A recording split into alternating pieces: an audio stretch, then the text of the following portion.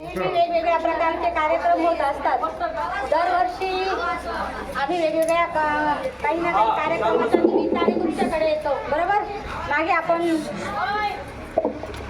मागे आपण करोनासाठी जनजागृती केली होती. तुम्ही मुलांनी पण त्यात चांगला सहभाग घेतला होता. त्यानंतर दंताची मोहीम असो किंवा इतर कुठलाही शालेय आरोग्य तपासणीचा कार्यक्रम असो, तर तुमच्या सर्वांचा आम्ही सहभाग का करून घेतो, तर कोणताही आजार असो, कोणताही नवीन प्रोग्राम असो, जे राष्ट्रीय कार्यक्रम असतात, तर त्या कार्यक्रमांची माहिती आम्ही गावकऱ्यांना देत असतो.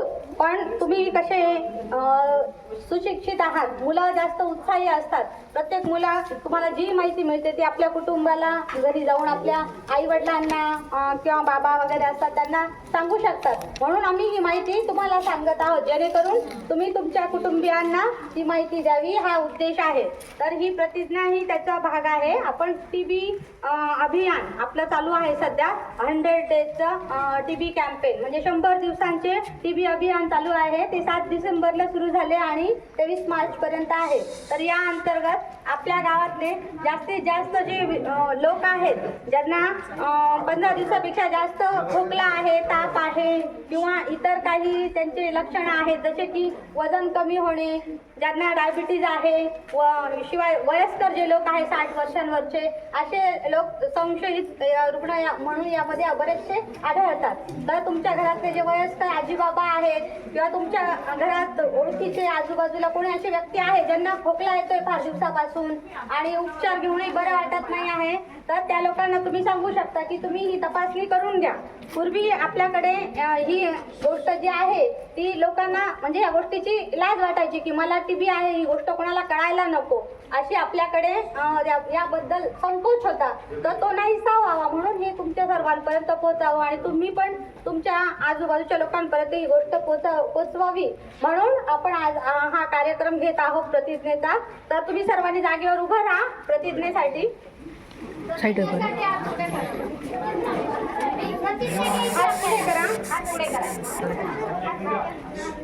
आणि मी जे बोलते ते माझ्या पाठीमागून बोला. सुरू करूया. मी शपथ घेतो की योग्य ज्ञान घेऊन मी टीबीची भीती नाहीशी करीन.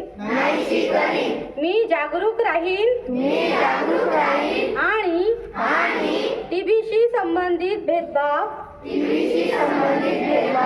आणि कलंक समाप्त करीन.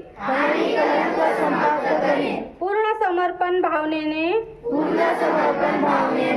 मी भारताला टीबी मुक्त बनविण्याच्या यज्ञामध्ये माझे पूर्ण योगदान देईन. टीबी हरेल, देश जिंके. जय हिंद. माणुसकीची आवश्यकता असते, तोही आपल्यातलाच असतो. त्याला एक आधार भेटावा आणि त्या आधारातून सुद्धा आजार बरे होतात. फक्त एवढंच आहे की त्या आजारासंबंधी काळजी घ्यावी, जेणेकरून त्या आजाराबद्दल गैरसमज